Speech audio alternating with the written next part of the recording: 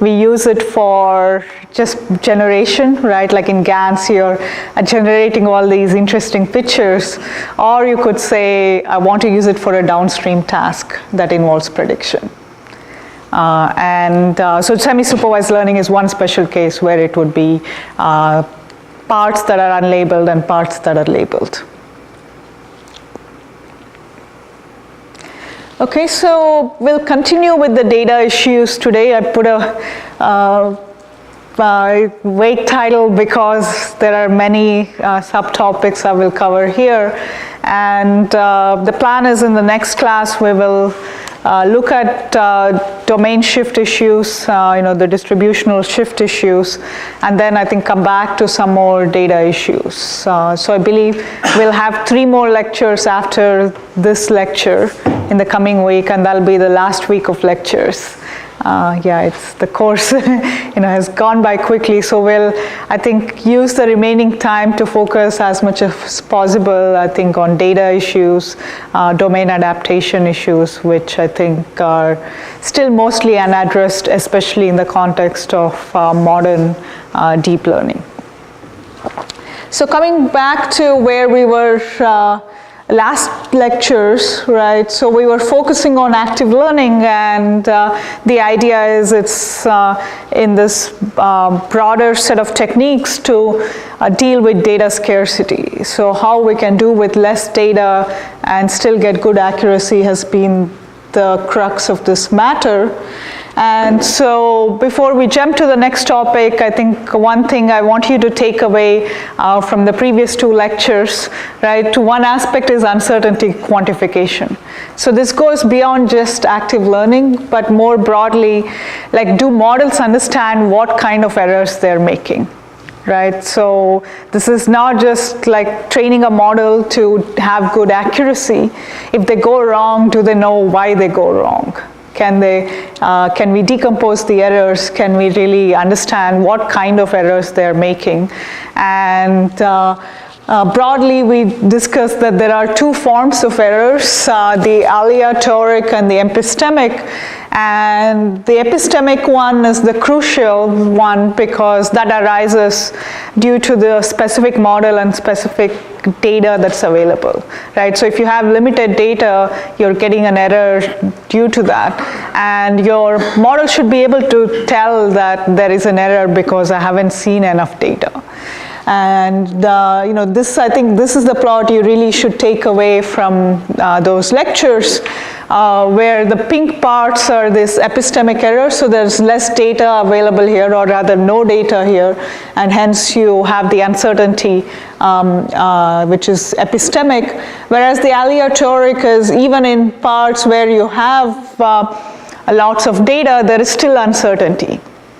Right, and we'll try to relate it to some of the data bias issues in like the last part of this lecture on, which ones do you think are aleatoric or epistemic, right? So when you're training your model, I think this is also one good practice to think of when you're debugging, right? Like aleatoric errors are where, let's say you didn't have balanced data, you had some attributes that were very highly represented, and then some other attributes that are very sparsely represented, right? So you want to ask, is your model able to tell that there should be low confidence in regions where there wasn't enough data, right? So these are things you can actually go bug and go debug your model.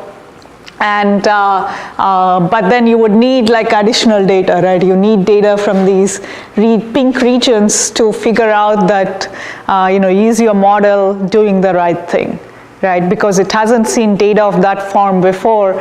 Is it able to say it's uncertain? Right? I mean, that's the first step, and then it's the remedy, right? How do you now train with data also in regions that were not available before, and hence improve the model? Right, so that's the main takeaway, and this leads to the interpretability, accountability, transparency, all these issues. Now we are asking that machine learning should have, right? A machine learning model should have.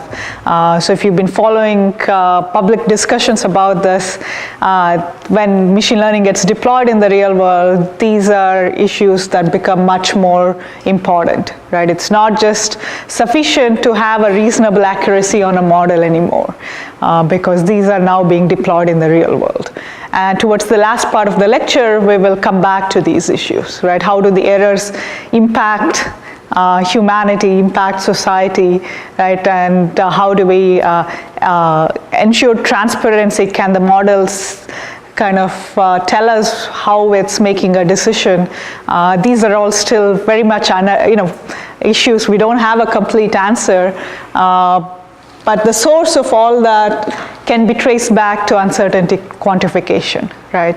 I mean, these are hard social issues. We can't solve all of that with just a mathematical formulation. But at the same time, we want to use all the tools that are available to us. And so that's the way I see it, that I think one crucial component that people usually don't relate these areas, but I think once you look at the issues of impact, it becomes clear that the first step towards this is having a model that's able to do accurate uncertainty quantification, right? And then you can look at remedial measures once you understand where the uncertainties are high. Okay, any comments, any thoughts? So how many of you had seen this uncertainty quantification before? Yeah, so again, this is more common in statistics and related areas and less in machine learning, right? So, but that's where we need tools from all these different fields to now, truly make progress. So any questions here? There's a presumption that there really is data in the areas that you marked and painted, that you just didn't find them in your training set. Here, we are asking the question, right? What is your uncertainty in this region? The data may just not be there, that's fine, right? But still, the model should be able to tell I'm uncertain here, right? So it's like you're now asking the model, tell me your confidence level at different regions of the space once the model is trained. Yeah. Can you give an example of what you mean by aleatoric error? Think of that as the inherent uncertainty in a class, right? So let's say this is the class of dogs. There's going to be so many latent attributes, the pose, the lighting, the breed, right? Like all those variations. And so even if you had lots and lots of data on dogs, there's still going to be uncertainty, right? And there'll be like dogs that will, this is a regression problem. What I'm saying is classification, but the same intuition, right? There'll be some dogs that will somewhat look like cats or something else, right? Or muffins, the Chihuahua muffin example. So there'll be like some, examples that'll be uncertain. And so even if you had infinite data, you would still not be able to overcome that. So going back to how we to figure out, that would be approximation error?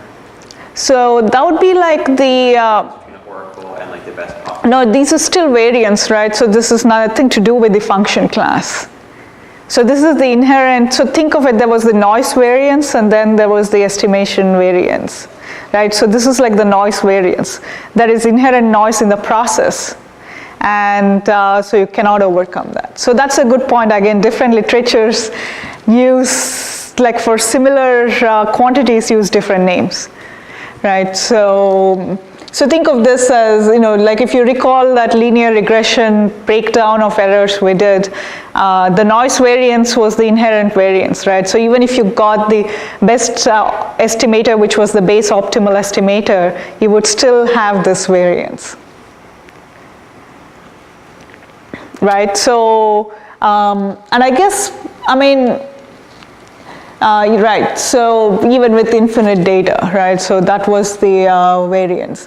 Whereas this epistemic is now if you have a limited data, right, so if you recall that was like the estimation variance. So you can think of this as the noise variance and this is the estimation variance, right, in the error breakdown. I think there was also the homework assignment with that. Is that relationship clear? Okay, so this is, I think, what I mainly want you to take away, and it'll kind of show up in so many aspects. I think, and I think this is the main big open challenge, right? Like, how do we not just train models, but get them a better understanding? And one form of understanding is where can you truly have a good measure of its own uncertainty.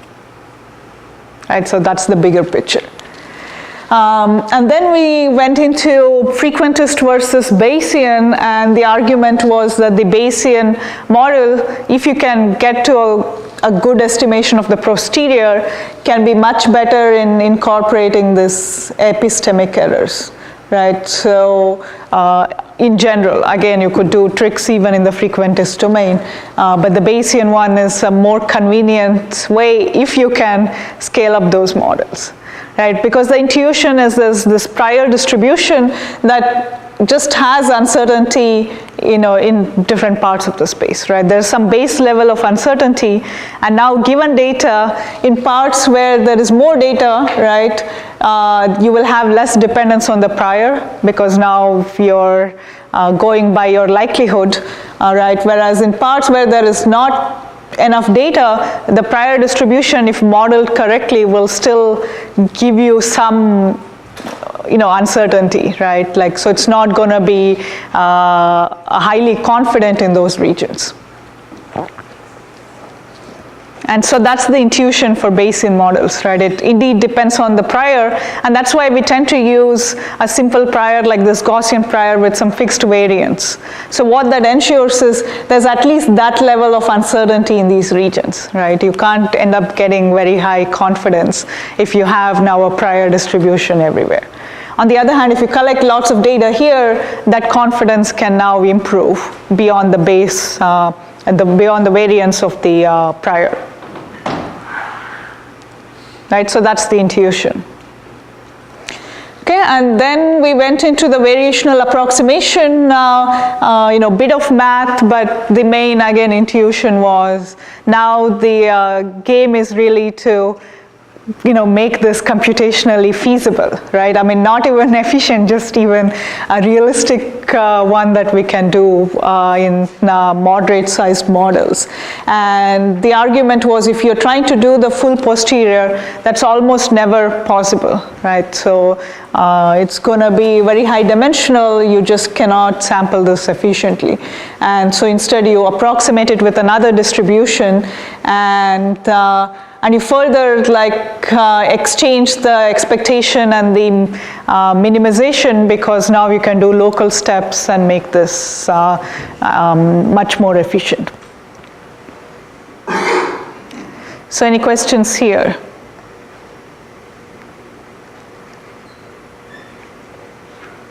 Right, I mean, there is a ton of literature in the space on what are further tricks to do, what class of distribution should you use for different applications, different, what kind of prior, should it be a conjugate prior, informative versus non-informative. I mean, there's just entire courses that can be done in this regard, right? But certainly if you're interested in this, there is a lot of existing knowledge, but also many open problems if you want to do this in the context of deep learning, right? Like, what is the right design? What is the right way to scale it up? We still, are not there yet. What is the definition of epsilon, the last one? Oh yeah, so epsilon is like a dummy variable noise. So this was, I skipped the slides. I think you were not there in the previous lecture. So in that case, it was like a Gaussian prior, and this was the epsilon was the scaling up of the variance. So it was related to that, where in the previous lecture we covered it in more detail. But the main intuition was here, right, is really that you're exchanging the derivative and the expectation, you're doing some change of variables. So just think of it at that level. And for a Gaussian, then you get nicer expressions beyond them. So any questions here?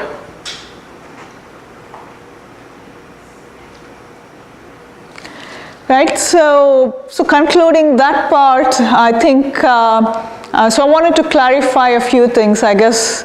Yesterday I was talking about exploration versus exploitation, right, with this uncertainty sampling. I think the right way to think about it is, how does active learning relate to other reinforcement learning frameworks or bandits, right, other interactive learning frameworks. So how many of you know bandits or, kind of have seen it in other courses? So we won't cover this here, but roughly it's like what it's saying is there are a fixed number of arms, and in each iteration you can go select one of them, you will get a reward from that arm. Right, so you won't see the outcome of the other arms, and in the simplest framework it's just IID sampling, so but there is noise, right, there's stochasticity, so you won't get the same reward each time, you have to figure out which is the right arm. Right, so then there is exploration, because you want to make sure you cover all the arms and get enough information. Right, but also exploitation. Ultimately, you want to only go to the best arm, right? So, and then the reinforcement learning is more general when you look at MDPs and POMDPs, where there's temporal correlation. So compared to that, how does uncertainty sampling fit into that general framework, right? Because as I said, all this is under the umbrella of interactive learning. Now we are interacting with the environment during the learning process, as opposed to passive learning where there's already the given data, fixed environment we're learning, right? So that's what it falls under, right? So the difference, I think of it as, this uncertainty sampling is first of all myopic, right? It's just looking at this immediate uncertainty, and it wants to go and collect the sample there. Whereas when you go to this reinforcement learning framework, you have some overall objective. It tends to be like a cumulative reward, for instance. So there is this learning and planning, right? So the planning means you want to say what is a policy so that I can optimize this long-term reward. And in the reinforcement learning framework, even if I knew the exact model, I still need to plan. Right, so whereas in active learning, it's only myopic. I'm looking at this immediate uncertainty and I want to reduce that. So there isn't this notion of more a long-term planning perspective, right? And the other, if you think in the context of reinforcement learning, right, what does exploration do? Exploration is trying to reduce the uncertainty. Right, so it's because the exploration, you will explore a certain arm because you're not at certain what the reward on that arm is and what the, and your confidence bound is too large. Right, so in that sense, uncertainty sampling is like exploration. But on the other hand, it's only like exploring in a limited way, right? It's not necessarily covering the whole space. Do you see the relationships? Right, and so that's why it may be weak, right? Because it's not, first of all, clear. It's trying to reduce the uncertainty in the best possible way because it's myopic. And ultimately, you want some exploitation too, which is I want to have my predictive accuracy to be as high as possible, right? Or some other objective, whatever objective you define. So it's not necessarily doing the trade-off in the best possible way, but it's a very simple algorithm. So there's always room to have more sophisticated frameworks for this interactive learning, but then these are also going to require more data, right? Like reinforcement learning with heavy models could itself be data inefficient. So there is still that balancing. And so active learning tends to be used because it's lightweight. It seems to give very good gains in data, but not clear that's the best possible thing to do to reduce data complexity. So that was the one part, right? There's still open how you can, what are kind of like, in active learning, you're making this assumption, right? You're assuming that once you collect your data, it's not changing the underlying process. So in that sense, the environment dynamics are not affected by the data you collected, right? So you're making that implicit assumption because you're trying to fix uncertainty, right? If the environment was adversarial, then it could go and further mess up parts of the space you've already learned, right? So that can happen in a general Markov decision process setting or a partially observed Markov decision process. Right, because there the environment dynamics can change based on the actions you take. And in active learning, you're assuming that's not the case. Right, the environment dynamics or whatever the underlying process, right, it's still the same. You're just going and collecting the data to fix your uncertainty. That's the primary difference, right? So active learning is a simpler form. It's a special case of general reinforcement learning.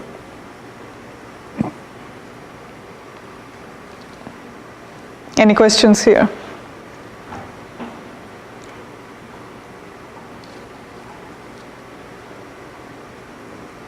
And as we said, there are other issues with active learning. One was that, if you have poor calibration, if you don't have a good measure of uncertainty, it can be really bad, right? You just don't end up fixing your model. It has its blind spots or unknown unknowns, right? Parts of the space where it doesn't know that it's uncertain, and you will never end up fixing this.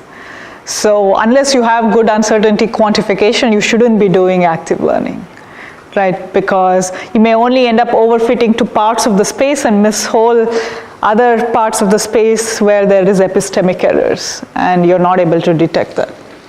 And the other was, it is overfitting to certain, specific tasks and architectures, right? The data may not be reusable on other settings.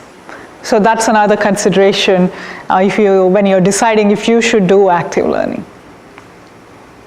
Is there a reason to be more sensitive to domain shifts than? Yes, and people have shown this empirically. I think yesterday I showed you one of the papers, right, that does a detailed study of transferability. And the intuition is, you're deciding what data to collect based on this particular task, right, where, on this task, how uncertain are you? Whereas if it's a completely different task or even a related task, that may not be a hard example for that given task. So when you task means, so learning a model, for example? Yeah. Learning a different model in the same data set? Yes. Okay, so that would be the difference. No, the other way, right? Learning a different task on the same data set. Okay, so I guess what do you mean by task? So think of it as like, you collected your data for, just simple image classification. Sure. Now you want to train a model for segmentation. Okay. With the same data, right? So you can go collect additional labels in some cases, or in other cases, let's say you collected the data with not just the image label, but also pose and some other attributes. Yeah, but you're now, while doing active learning, you're only optimizing for the category. Now you want a different classifier for a pose estimator, right? So what's hard for one task need not be hard for the other, right? So in a way, like active learning is trying to optimize what's the minimum set of samples, right? In a greedy way, what's the minimum you can do to get good accuracy on this given task? Right, and in fact, it could be even less drastic than that, right? Let's say you did this with a particular architecture, now you want a different architecture, right? So it's also optimized for a given model, and it may not be that easily transferable. Whereas if it was IID data, it's completely independent of these considerations, right? So there can be benefits to doing that. I mean, this is all under the assumption that the data collection is extremely laborious, expensive, time-consuming, right? So you'd rather plan well what your objectives are rather than kind of be able to iterate quickly over different data collections. Any questions here?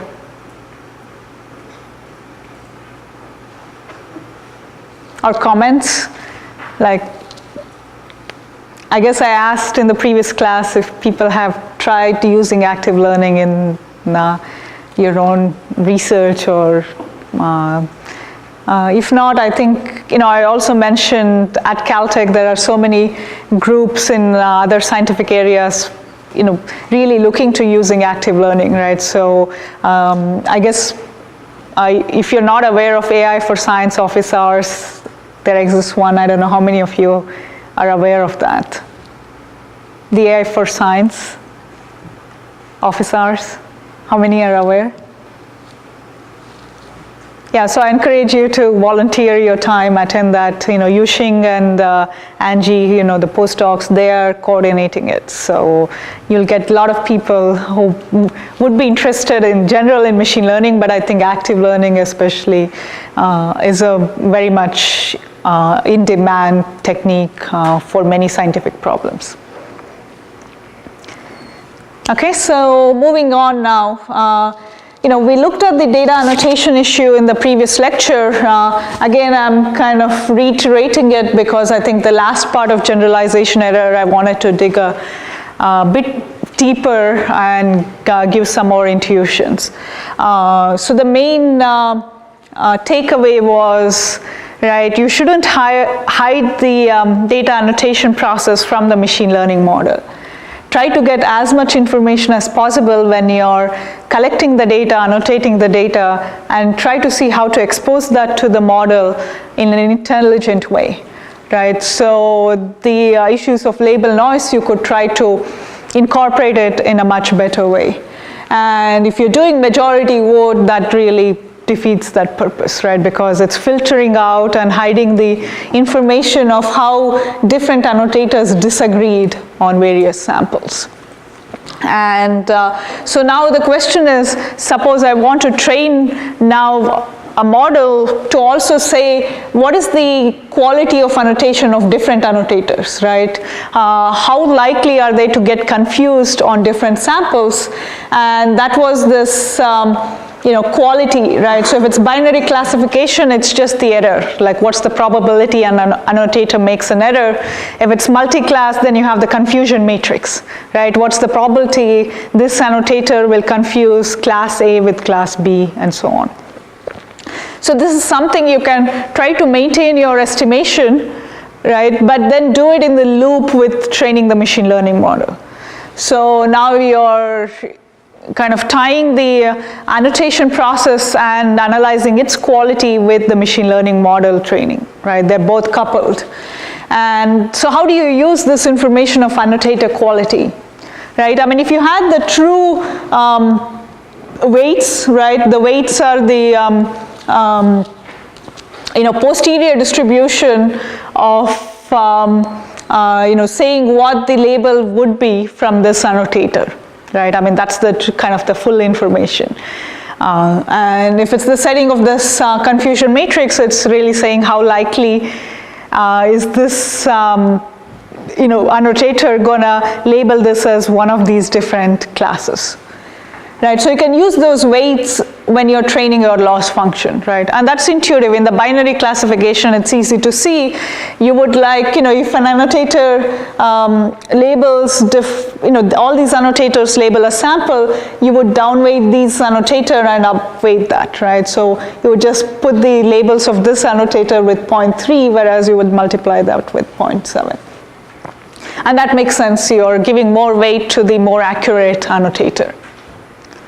Right, so if you had the right measures of annotation quality, you would just train with that weighted loss. But this is where the iterative process is. Now you want to estimate what are the underlying quality of different annotators.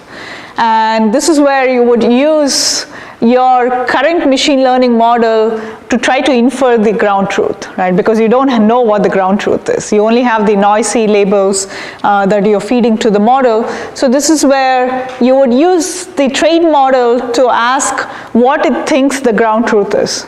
Right, so the model itself will have an inference, right, of what the label is, and then you will measure how much that agrees or disagrees with each of the annotators, and that's how you update the weights. And the justification for this is, let's say this converges to a good point. Right, in that case, you want your machine learning model to be as close to the ground truth as possible. And in that setting, you will end up getting good estimates of your annotator quality as well, right? So as long as you're in a fairly benign setting, not an adversarial setting where some annotators could be really wrong and actively trying to fool the system, let's say we are not in that setting, it's possible to do an iterative process and improve each other. Right, so in each iteration, you get a better estimation of the quality of annotators, and hence you also get an improved machine learning model that's closer to ground truth.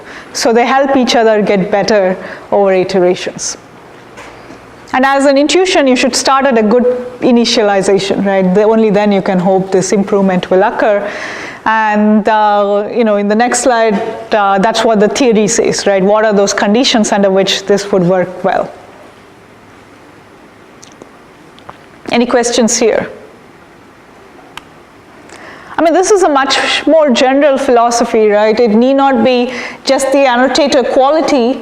It could be some other kind of intermediate process in your entire data collection or data pipelines, right? Because let's say there's some parts of this pipeline you're uncertain about and you want to still train your machine learning model, you could go back and forth.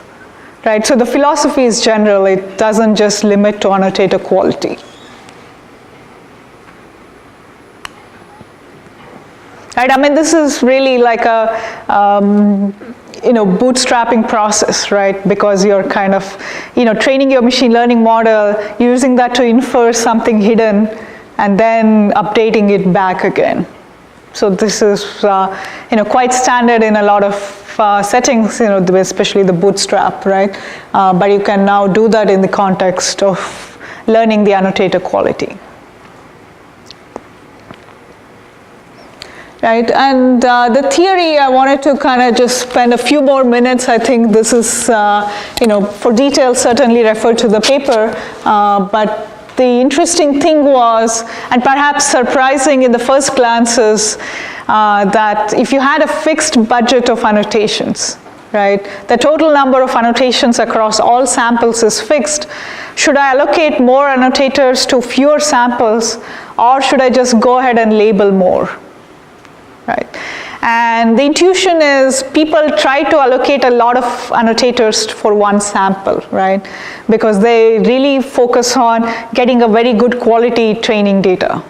And indeed, you should have good quality training data, right? It can't be terrible. But there is like on the other hand, if the annotators are fairly good, you could be wasting a lot of budget on fewer samples. Because your end goal is not just highly accurate training data, you want to generalize well and get a good predictor, right? And so those two are different goals. And this is also, again, kind of being more myopic and only looking at part of the entire machine learning pipeline, right? So there is, if you've been in an industrial setting where machine learning is productionized, I don't know how many of you have, in various capacities like internships, worked in a industry-grade production machine learning system. I think it does build character, I think. I think more seriously, I think the the way the teams are structured, there would be a data team where all the data processes are done, and then there's the machine learning team, right? In fact, the data team could also be some outside vendor, where you say, collect data of this kind, or this is the data, go and label, right? So, and I think that separation really kind of hurts being able to do something like this, right? So, I mean, why this currently isn't done in practice is a number of other organizational issues in addition to scientific issues, right? So one is that separation, but also that separation means that, especially if it's an outside vendor who has quality control, right? Who's, if you're promising a contract that you would be 99% accurate, then that vendor is spending all the time to make sure that that accuracy is achieved. But indeed, it's much more expensive to get that level of accuracy compared to 90%. Right, so the person in the organization who is deciding what accuracy to give the vendor, right, what specification to give, they'll try to give the highest accuracy because, then they don't want to be in trouble. Like, they want to just hand off to the machine learning team the most accurate possible data set, so there are no other downstream worries, right? But despite of this, all the errors creep in, all the biases creep in, right? So, so the other kind of thinking is, instead of trying to make this highly accurate data set for training, can you also do with less accurate ones? And sometimes you could get this much less accurate one if you do this on Mechanical Turk versus a much more expensive vendor. Like, if you've used Mechanical Turk platform, I think there was only one person who is not here today who is using it, right? It's crowd workers, right? These are outside workers, they're not employed by any agency. So they tend to be less quality. In fact, in some cases, the quality could be really bad with Mechanical Turk workers, right? But what we are saying is, if the quality is reasonable but not the best possible, can you still do something with that data? And how do you do that? By also incorporating like how these Turkers tend to label what is the annotation noise in the process. I have a question about that result you stated. So does that result in a model where workers are equally likely to make errors in every training sample, or is it a model where for some training samples they do really badly? Yeah, this is a good point. So this is called the David-Skeen model, where in the setting we studied in this paper, right, was that it's data independent. So this is more like the attention span, or just that, they just sometimes randomly click, right? So you're incorporating that. But it's possible to also extend this to data ambiguity, which is interesting, right? So usually what people do is decouple the two. There is some noise that's data independent, and then there is some noise that's independent of the annotator. So no matter what, right, that in that example of the Chihuahua and the muffin, right, no matter, maybe some annotators are slightly better than the others, right, but you want to try to decouple and say no matter what, there is an error. And then the annotator, due to their attention span, make like another error on top. So that's the commonly used model.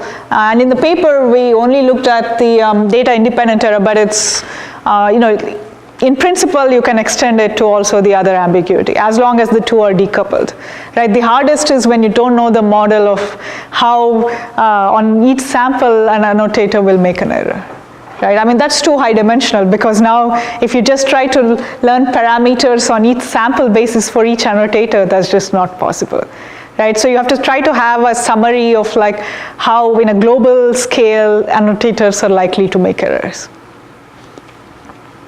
This is similar. I remember reading a paper from this summer about like image segmentation, training on much more expensive data that was like pixel-wise annotated versus like much coarser annotated. Yes. And comparing model Yes. performance.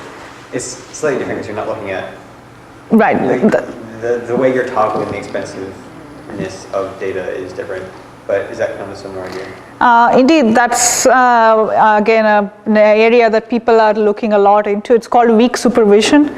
So you don't have the full label, right? So that relates to the partial feedback we saw yesterday.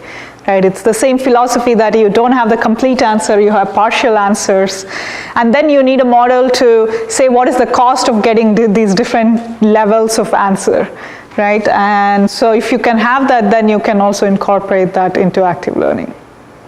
And the message there was, yes, you don't wait to get a full information on each or full label for each example. If you can do it with partial labels with some structure incorporated, all right. In that case, it was hierarchy.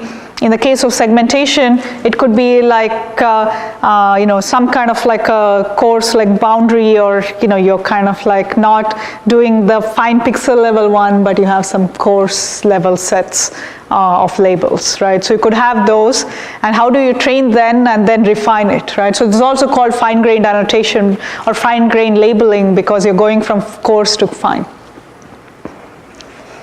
Yeah, but that's a good point. In many cases, you also want to make those decisions as well. Yeah, so now digging a bit deeper into the theory, right? So when we came to the theory, the question was, given a fixed budget, what are you better off doing? Are you better off having a lot of annotators per single sample, or labeling a lot more? And in somewhat benign settings, it turns out that the optimal thing to do is to have just a single annotation per example, right? So meaning you're better off labeling a lot more, right? So instead of allocating 20 annotators per sample, you're better off getting 20x more samples that are noisy, as long as that noise level is not too high. I mean, for theory, when everybody is equal, it was 83%, but of course in practice it could be even a lot noisier workers under which we saw this phenomenon. So what is the intuition of this happening? Right, so before I dive into the theory, or rather a more detailed theorem statement, do you guys have intuitions of why do you think this is happening? Like, why are we better off just having a single noisy annotation compared to multiple noisy annotations? I mean, the workers are pretty good here, right? So Yeah. The marginal gain that I get by multiple labelings isn't very high. So Yes. the first selector was probably correct anyways. Right. And so that was in this kind of special case where all the workers are fairly good, right? So maybe we can now extend, I think do everybody agree? So if all the workers are fairly good, I think this is kind of intuitive. Let's say then now there may be few workers that are really bad, everybody else is good. Why, in that case, what do you think should be the optimal scenario? Let's even say one, right? One worker is extremely bad.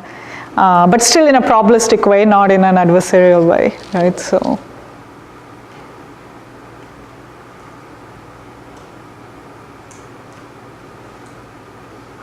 of course, so how would you start thinking of this problem, right? Before coming to the optimization, like in practice, what would you do? You would try to identify the bad worker. Yeah, so, and how do you identify the bad one? Right, so that's through this confusion matrices we are estimating, right? In that loop, we were estimating this quality of annotators. So if you had the true measure of quality, you're fine, right? So in that case, all you really are getting at is the ability to tell which is this bad worker. And right now we are assuming passive case, like it's not adaptive, right? So let's simplify in that setting. So there, once you identify, then you're done, right? You would just downweight that sample. Remember, we were doing this weighted loss. So the samples obtained from this bad annotator are just downweighted. Right, so even in that case, you can see it's, once you have the ability to estimate the quality well, right, that's what matters the most. And that's the intuition, right? So that's why this, this capital N is the total number of samples. So the R is the redundancy. So let's say you have workers for each example. Right, so right now this is just the same number of annotators for each example. We didn't look at the general case. Right, so in that case you want to first ensure that this is large enough, right? So that means you have a large enough number of samples to estimate these annotator quality. Right, so if you don't have enough samples, you can't get good concentration, you can't estimate these quality well. And so that's the first condition. It should be large enough that you're able to get a good estimate of the annotator quality. Right? Even in the ideal case, even if you had that ground truth, you should be able to do that. So that's one of the constraints, and that makes sense. Right? This would only work with enough samples. And the other one is this, right? The best predictor in the class should be good enough. Right, so this is the risk, and that should be like small enough. And that was this kind of intuition, right? If you, in the ideal case, even with no label noise, if you can't get to a good predictor, right, this method won't work, because you're using the machine learning model as a surrogate to estimate the annotator quality.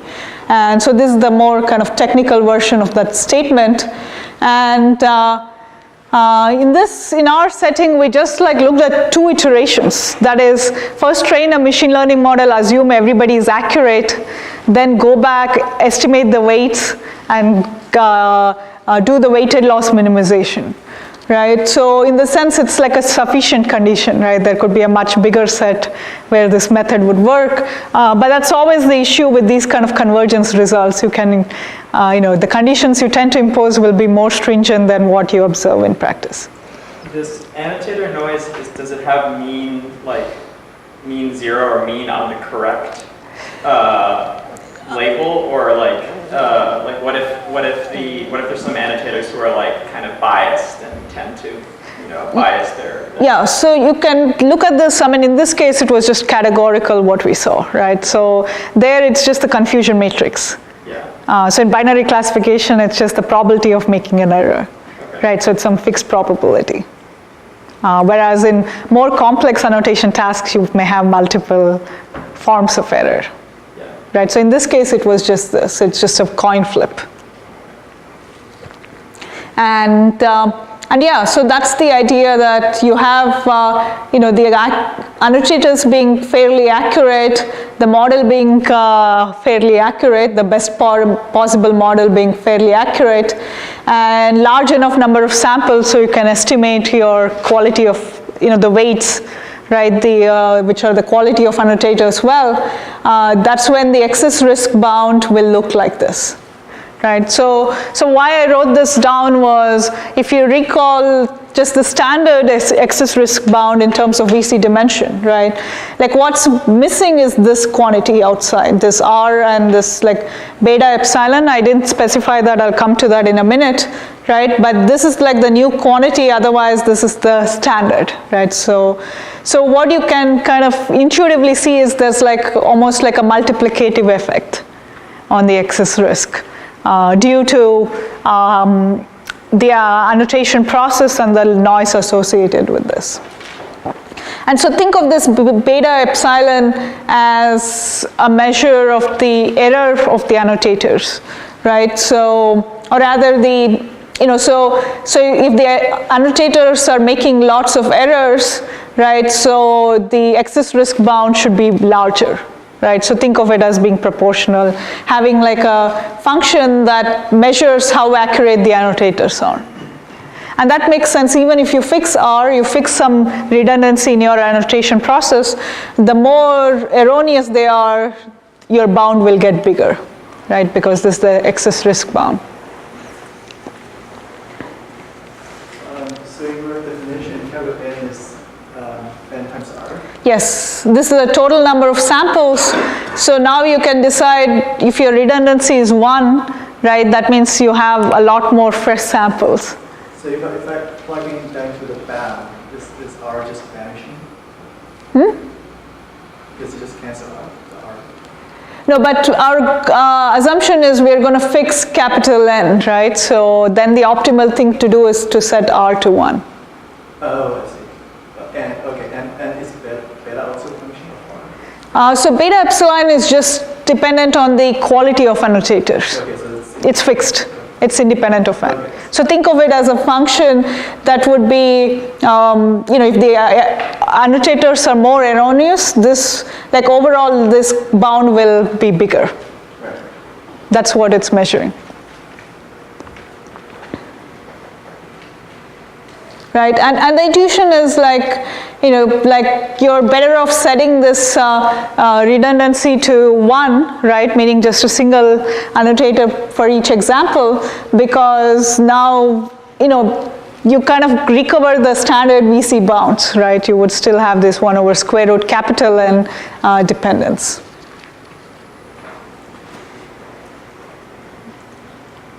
Right? And kind of the proof ingredient is, if you knew the true weights, the true annotator quality, this is what you would expect, right? And now the question is, as long as you have enough number of samples, you can fairly get to a good estimator of the annotator quality, right? And that's how the bound doesn't suffer too much because of estimating the quality of annotators. And this is indeed sufficient condition, right? Because you could have scenarios where you're wrong about which annotators are good, but still get overall a good machine learning model, right? So we can only show in some sufficient cases.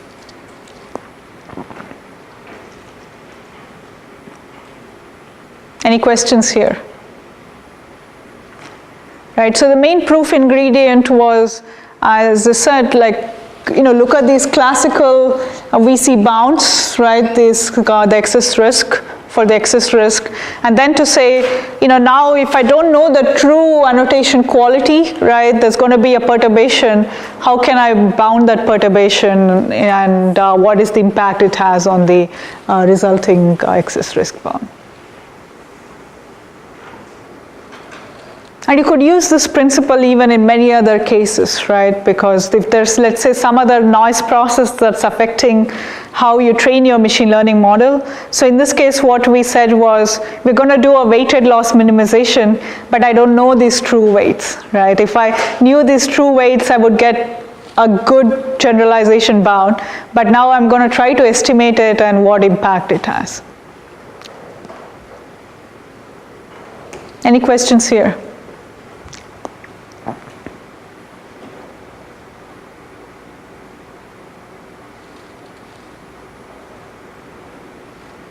Any questions in general in these topics?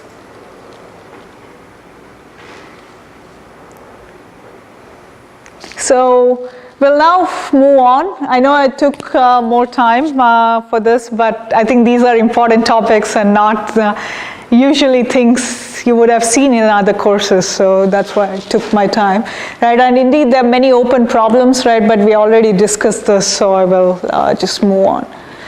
So now we'll look at another set of techniques to reduce our dependence on data, right? So if I have limited amounts of data, can I look at augmenting it in other ways, right? And I think in previous few lectures, we discussed that in practice, people are already doing this in simple ways, right?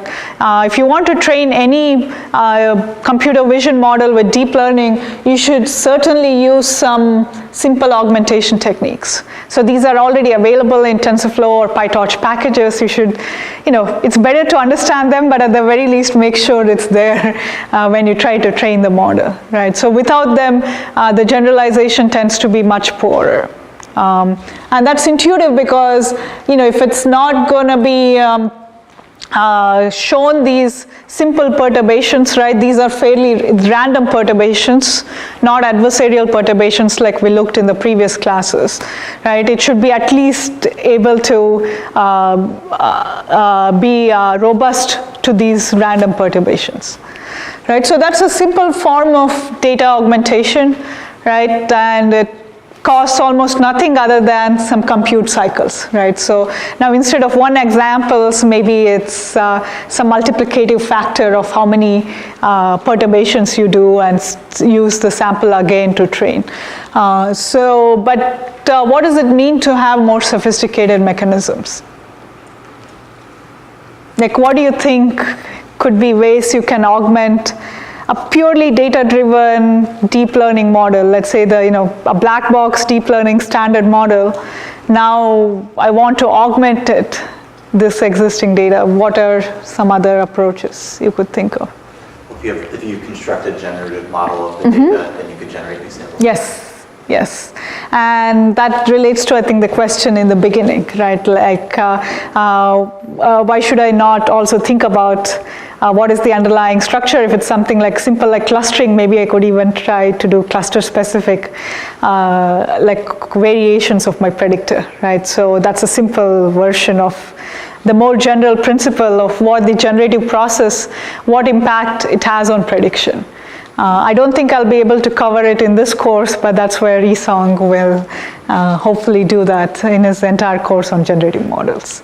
So yes, it's a notion of generative process, but what is the challenge with doing that?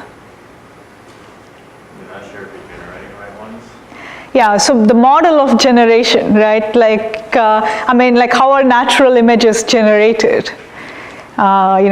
It's very hard. That's where the GANs are trying to mimic it, but in extremely limited settings, right? And it's still not clear that's actual process of generation, right? It's able to imitate it.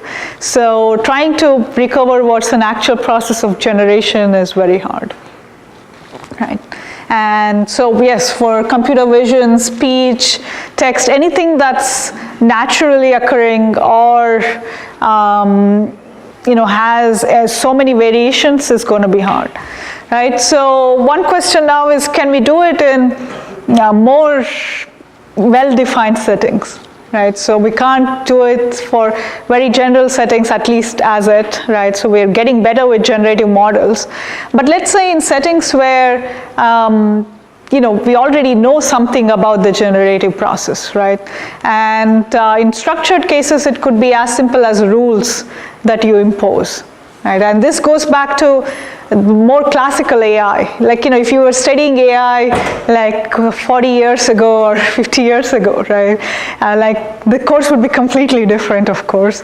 But it would be all driven by rules and logic, right? Like what is reasoning? To many classical AI researchers, AI is about the ability to reason, right? So it should be endowed with logic. There should be a system of how, you have different implications, right? So whereas the modern AI and machine learning is all about, let's take data, let's have a highly flexible model like a neural network and let it figure out and come up with a prediction, but it's black box, right? So it's very hard to understand why it's reasoning, what its reasoning is to arrive at a decision. So is there some middle ground, right? That's the big question for the field. And in general, we cannot answer it, but can we at least answer it in fairly structured settings? And so I'll give you one example of a work that attempts to do this and try to think of both the symbolic representation and the numerical data in a common framework. Right? And you can think of that as also like not just learning a single function, but a class of functions, right? So it's also, people call it meta-learning, because you're not just learning about one model or one set of data, but an entire domain, right? And you could think, to begin with, something that's fairly simple, some class of mathematical functions, right? So if I gave you enough data from each of this function, I can take a neural network, I can fit a function approximator to that, right? So I can do this separately for each of the functions, but then there's all these relationships between the functions, right? So I have some additional knowledge, I'm telling you some maybe axioms of how math is constructed, right? So how does sine and sinc relate to one another? I know, I could give you the exact expression, or I could give you some base axioms, right? If I give you the exact expression, then you're done, of course, then you will plot it. But if I gave you only some limited information of the rules, how do I incorporate it into my function approximation? And this is hard, right? You can't do it now at a single function level. You have to now learn this entire domain of function in a more unified way. But that's where you can hope that you can actually not just interpolate but also extrapolate. Right, so what neural networks are, they're very sophisticated interpolators, right? All they can do is really interpolate between the training points, right? And if you remember our discussion on generalization theory, we talked about interpolation, right? But if I'm asking for harder things, if I say like, what is my value somewhere here, right, outside the domain it was trained, I just cannot do it. It just doesn't have enough data, right? It's only based on interpolation. Whereas the classical AI was all about reasoning and like this higher level knowledge, right? And for that, you have to come up with at least some base axioms you have to tell the model, but do it at a level of learning all the functions in a unified way and not just one function at a time, right? And you could, obviously these principles apply to more complex domains, but let's start with these basic math to see how it would work here, right? The idea here is, of course, you're not programming the actual functions, right? If you programmed it, you can then tell what the value of the function is everywhere. But if you have now limited data, you could just fit a function approximator, but that's going to be only interpolation. Now you have a mix of data and some axioms to begin with. How do you combine the two? Is the setup clear? And in so many domains, that's what you would have, right? You would have some, you talk to a person in physics, they'll say, oh, we should have the laws of physics, maybe even Einstein theory of relativity, and then maybe we can try to look at discrepancies if you want to think about dark energy and so on, right? So you want to give all that prior knowledge, then come up with something new, right? On the other hand, if you try to learn all that from data itself, that's going to require an enormous amount and still never be able to generalize outside its interpolation. Are you basically trying to get that we should basically put some kind of autoencoder before data, we process it, and then feed it? Our own what? We should put some kind of autoencoder into the, apply some kind of autoencoder onto the input data before we feed it to the neural network. So that's the question, that's more the detail, right? Do you modify your data? How do you incorporate it, right? So it has to be incorporated. Now the question is, what is the best way to do that? And why is this hard, right? It's hard for our standard neural network setups because it's hard to impose constraints. You could try to do it as a regularization, right? But also, you can't do it at the level of a single function. You want to do it at the level of multiple different neural networks, right? That's what makes it hard. And so, if you remember in the class, we hardly even talked about constraint optimization because we don't tend to use it.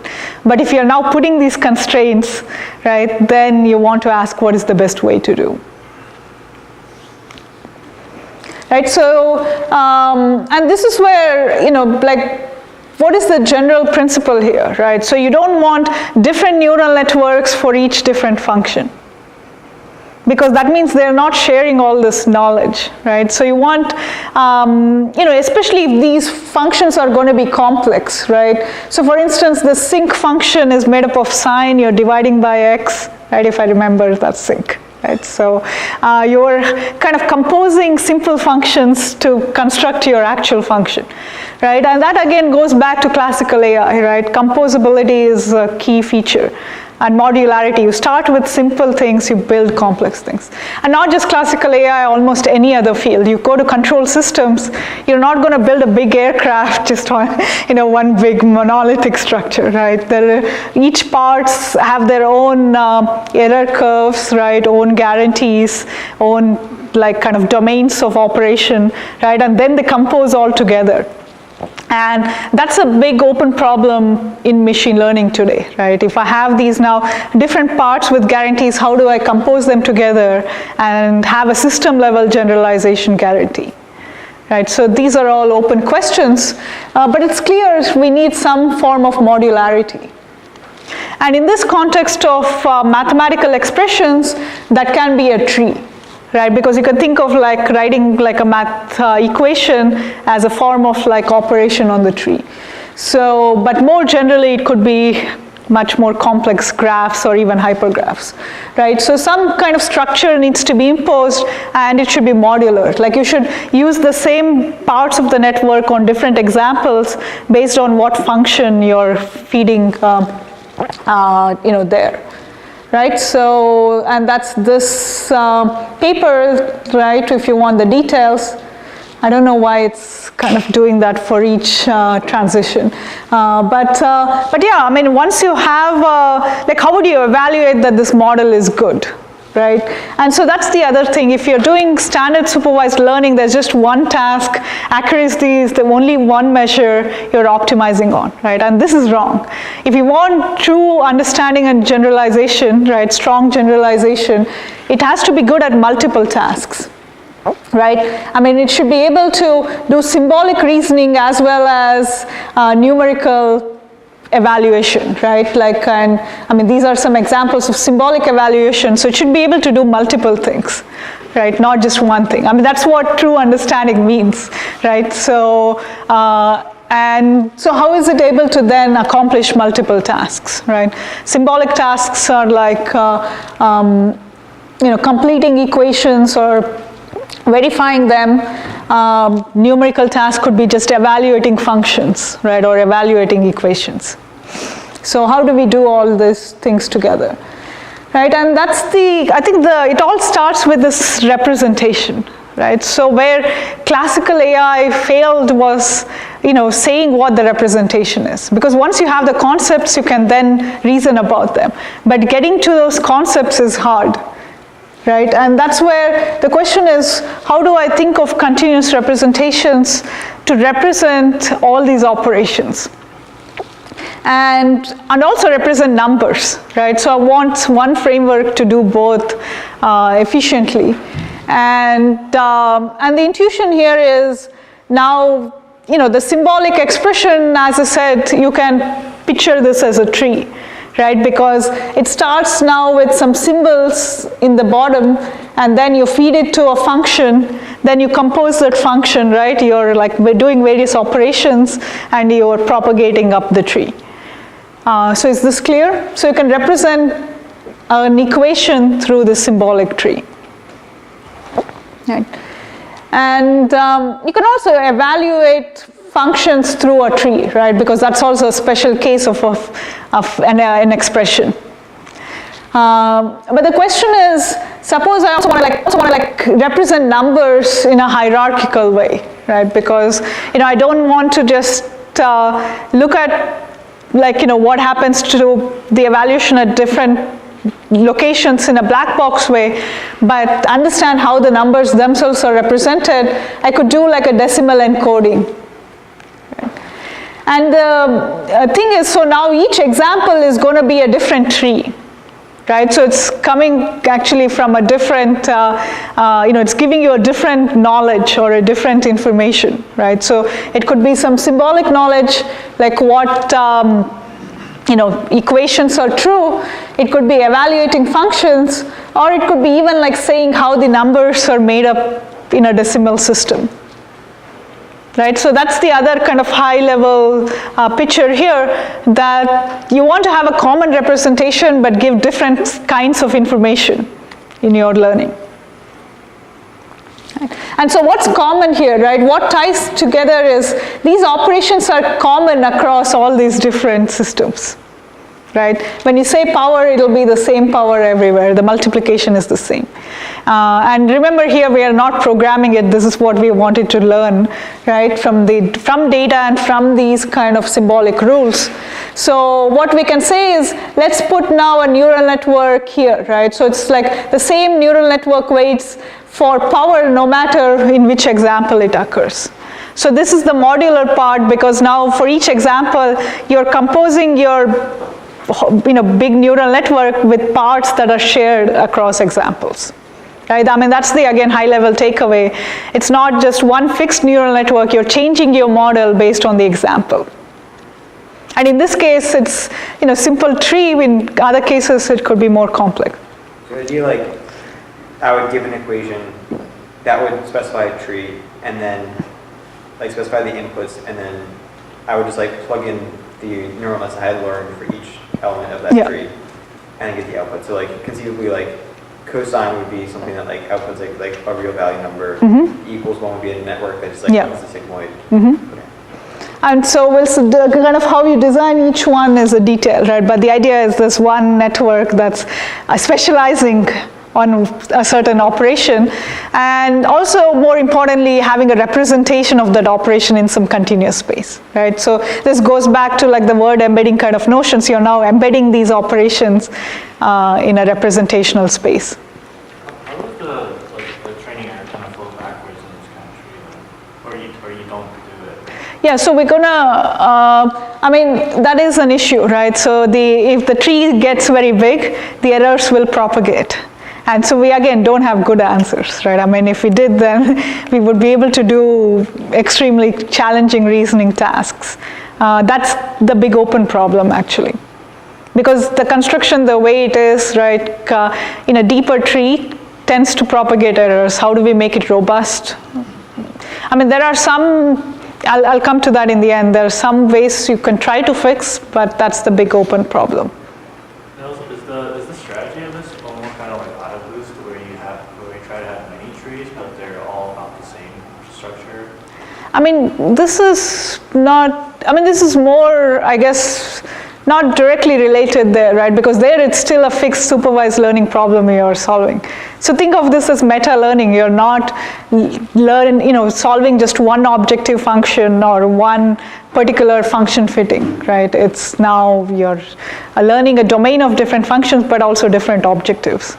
I'm just saying, like the regularization strategy is kind of the same. You want to have the module always processing the same kind of data.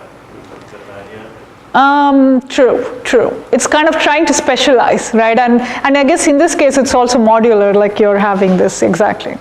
Yeah. Okay, so, I mean, that's the principle, right? So now the question is, what is the starting point, right? Like, what is additional knowledge you're going to give in addition to the numerical data, right? And that's the symbolic rules here. And in the case of math, it's very well structured, right? You can start with just some base axioms and then build an entire system of symbolic reasoning based on that, right? I mean, for instance, what does equality and inequality mean? Right, and then you kind of like have entities go, like you can like construct functions with them, right? And then you can have like the transitivity, I mean the, commutativity, associativity, all these simple axioms, right, of what you need for algebra. So you can construct those, and then you can say, I'm now going to artificially generate symbolic equations based on those axioms. Right, so once you have a set of axioms, now you can keep generating different, I'll come to that in a minute, different like equations, right? So this is something you can generate as much as you can. Like once you have the axioms, you can now generate equations, and then you can modify them, right? You can have both positive and negative examples. You can say, I'm going to flip nodes and see is that still going to be true or not. I'm going to like shrink them, expand them. I mean, these are more like a question of how do you now construct a data set given these axioms.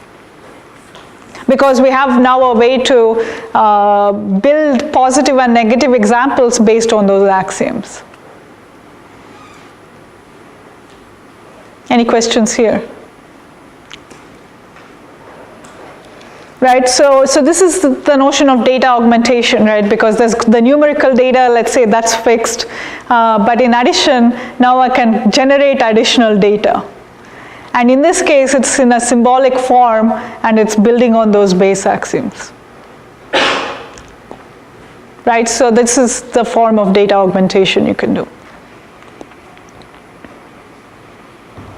Right, and I mean in this case we use like LSTMs, like mostly to think of this as memorization to some extent, right? You want to like understand how to kind of learn this representation, but you could have used other neural network things too.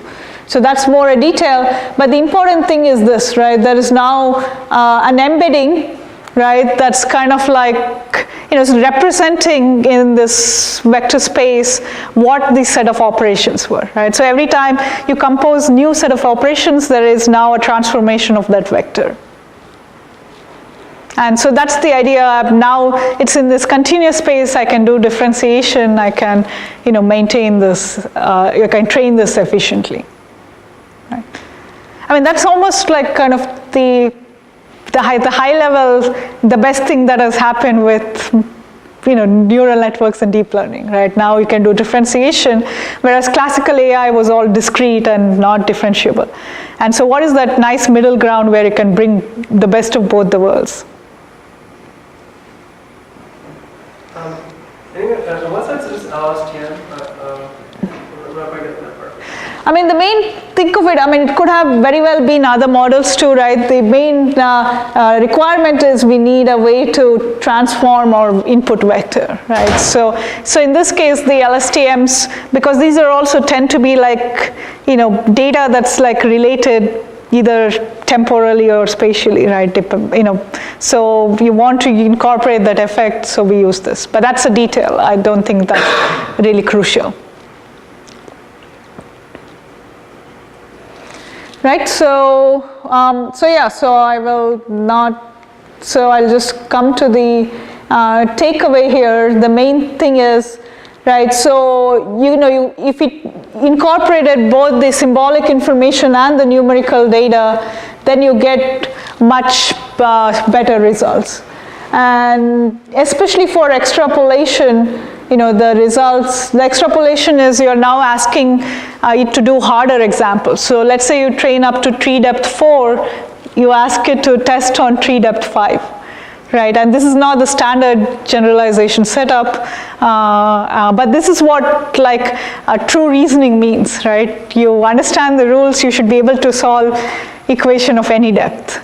Right, and we are not there yet, but that's where we would like to get towards.